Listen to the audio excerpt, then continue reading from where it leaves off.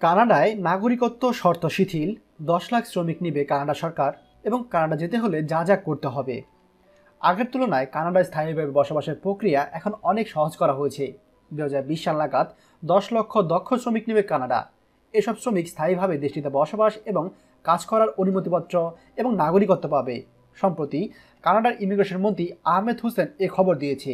High skilled, family migration, trade skill সহ বিভিন্ন ক্যাটাগরিতে 60 রকম প্রোগ্রামের আওতায় এসব লোকজন নেওয়া হবে।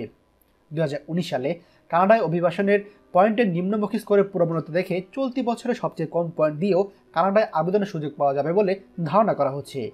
2017 সালে 2,86,000 অভিবাসীকে স্থায়ীভাবে স্বীকৃতি দিয়েছে কানাডা। পৃথিবীর অন্য দেশের মতো বাংলাদেশের অভিজ্ঞ পেশাজীবীরাও 10টি ক্যাটাগরিতে আবেদন করতে পারবেন। সাধারণত এক্সপ্রেস এন্ট্রি ও পিএনপি এই দুই ধরনের প্রক্রিয়ার মাধ্যমে বাংলাদেশ থেকে বেশি আবেদন করা হয়। যে 10টি পদে আবেদনের মাধ্যমে দ্রুত যাওয়া যাবে সেগুলো হচ্ছে sales representative, accountant, engineering, project manager, business analyst, customer service representative, IT project manager, senior account manager, software engineering ও ম্যানুফ্যাকচারিং। এছাড়া অন্যান্য ক্ষেত্রে দক্ষ পেশাজীবীরা আবেদন করতে পারবেন। কানাডায় নাগরিকত্ব পাওয়ার প্রয়োজনীয় যোগ্যতা নিজের আছে কিনা তা জানতে কেউ বিজ্ঞ আইনজীবী পরামর্শ দিতে পারেন। কানাডা সবসময় আগে এলে আগে পাবেন ভিত্তিতে অভিবাসন কার্যক্রম পরিচালনা করে। বিল C6 অনুযায়ী দেশটিতে সিটিজেনশিপের আবেদন করতে 5 বছরের মধ্যে অন্তত 3 বছর সেখানে বসবাস করতে হবে। এর আগে 6 বছরের মধ্যে 4 বছর বসবাসের বিধি ছিল। এছাড়া অস্থায়ী ক্যাটাগরিতে কাজ কিংবা পড়াশোনার কারণে কেউ আগে থেকে কানাডা থাকলে সেই সময়কেও বিবেচনা নেওয়া হবে। আন্তর্জাতিক অভিবাসন আইন বিশেষজ্ঞ ও বাংলাদেশের সুপ্রিম কোর্টের অ্যাডভোকেট শেখ সালাউদ্দিন আহমেদ জানান, কানাডায় অভিবাসনের আবেদন করতে সাধারণত একটি পূর্ণাঙ্গ বায়োডাটা, পরিবারের তথ্য, শিক্ষাগত যোগ্যতা কমপক্ষে ডিপ্লোমা বা degree pass, ITS, ECA certificate, কমপক্ষে 2 বছরের চাকরির অভিজ্ঞতা প্রমাণপত্র, bank statement, police report, medical report ইত্যাদি লাগে। এরপরেই অনলাইনে আবেদন করা যায়। তবে জব অফার ছাড়া আবেদন করে লাভ নেই।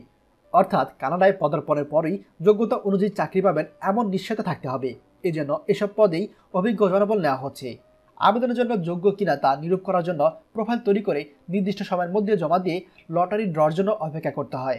বাংলাদেশে যে সকল প্রবাসী ভাইরা শিক্ষিত কিন্তু মধ্যপ্রাচ্যের বিভিন্ন দেশে অবস্থান করছেন এবং মোটামুটি নিম্নমানের কাজ করছেন, আপনাদের জন্য কানাডা হতে পারে অনেক ভালো একটি ডেস্টিনেশন।